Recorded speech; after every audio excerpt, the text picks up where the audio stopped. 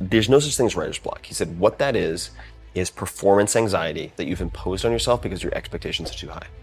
And he's like, just lower your standards. Lower your standards till you get started. In terms of patterns, we were talking about some of the things I've spotted. Meditation or journaling are performed by close to 100% of the people that I interview.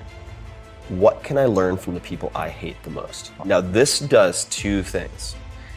It forces you to separate your morality from your search for effectiveness. Right.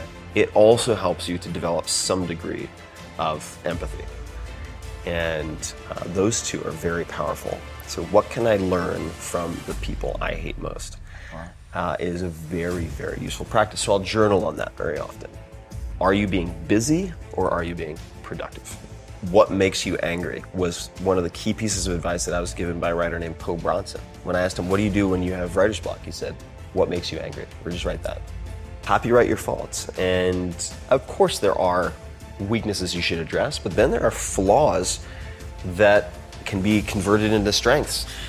So I think that's another way to catalyze creativity or just creating anything, is to realize that some of your biggest flaws may in fact be assets. This is Derek's recommendation to his younger self and really to any 20 or 30 something, but it applies to everybody, which is, in effect, you can do almost everything you want in life, but you can't do it at the same time. And if you can just dedicate yourself to one thing for even a year, and then the next thing for a year, you can do those 10 things. He said, when I start to get really stressed out, I just stop. Because I realize that 95% is enough for getting almost all of the results that I want and making it sustainable. The impact that I want to have on the world right now would be creating a benevolent army of super learners who test the impossibles. Are you hunting antelope or are you hunting field mice? And the story he would tell is that of a lion in the Serengeti. He's like, if you're always chasing field mice as a lion, you'll get a snack, you might even survive, but you might end up starving because you're getting these little Scooby snacks, that's not his words, mine, that make you feel good and give you the illusion of accomplishing something real. And for me, that's translated into, are you being busy or are you being productive? Yes. So copyright your faults. This is from Dan Carlin. But copywriting your faults. Dan was a radio guy before he was a podcast guy.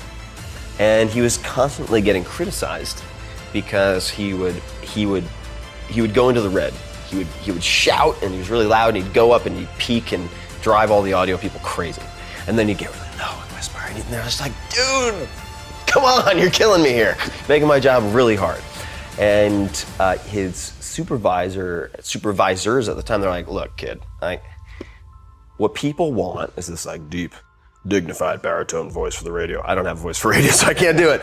Later on, he had such a distinctive voice that people started complimenting him. And he's like, okay. So now this so-called weakness that he was unable to fix, so he didn't fix it.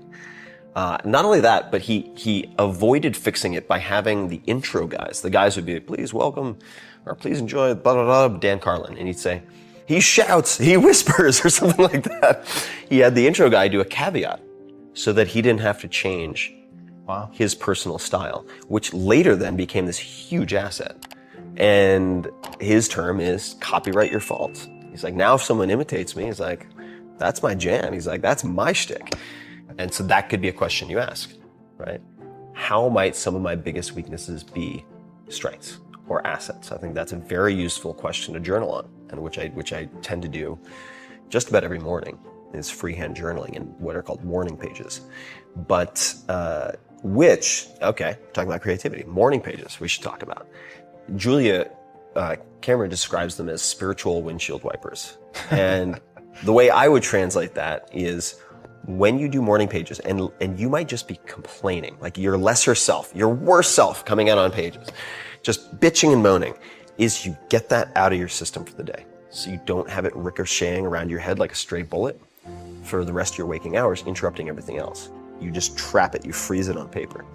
And that practice has been tremendously liberating. Not only from a well-being standpoint, but from just freeing up my CPU so that I can focus on things that are more important. Because if I have all that, like, God, that guy and the dad and the dad, like, I should have said bye, like all that bouncing around all day, it's like you have antivirus software just slowing down your, why is this so slow? It's like, yeah, because you're thinking about these stupid grudges that you're holding against people for trivial bullshit. Like, who cares if the guy at Starbucks bought the last thing of cashews, you idiot? Like, Ferris. Deeply trouble. Yeah, like Ferris pulled together. So if I get it on paper though, I'm like, okay, I've dealt with that. Now, in the book, you encourage people to bounce around. What's one thing that you hope nobody skips? So the book's broken into 3 sections. You have healthy, wealthy, and wise, which is a nod to Ben Franklin. I mean, they're all interdependent, right? Because they're sort of the 3 legs of the stool, healthy, wealthy, and wise. So I do think you need all 3. So Derek Sivers is this like programmer monk, philosopher king startup entrepreneur who started CD Baby, which was the largest marketplace for independent musicians at the time. Sold it for, I think, $24 million.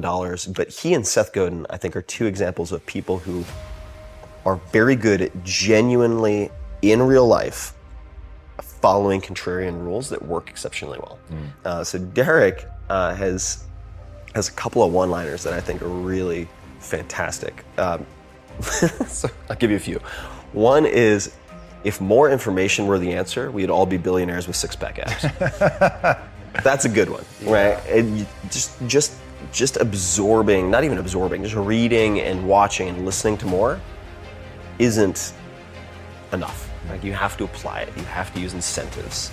You have to have rewards and punishments set for yourself so you actually get things done, timelines, etc. So that's one. Another one is, don't be a donkey. And that, so he says that to himself all the time, like, don't be a donkey, don't be a donkey. And the reason is, there's I want to say, it might be a philosopher's paradox, but I don't think it is. I think it's just a parable about Buridan's ass. So it's about a donkey who is thirsty and hungry. And there's water on one side, a few feet away, and hay on the other. And he can't decide whether to do the hay first,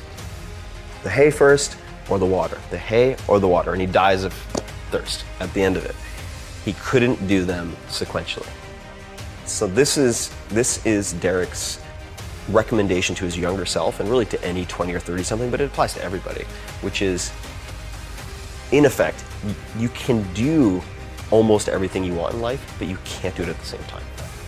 And if you can just dedicate yourself to one thing for even a year, and then the next thing for a year, you can do those 10 things. But if you try to do all 10 at once, you're gonna be Buridan's ass. You're gonna, should I do this? Should I do this? Or should I focus on this? Or should I focus on this? So don't be a donkey.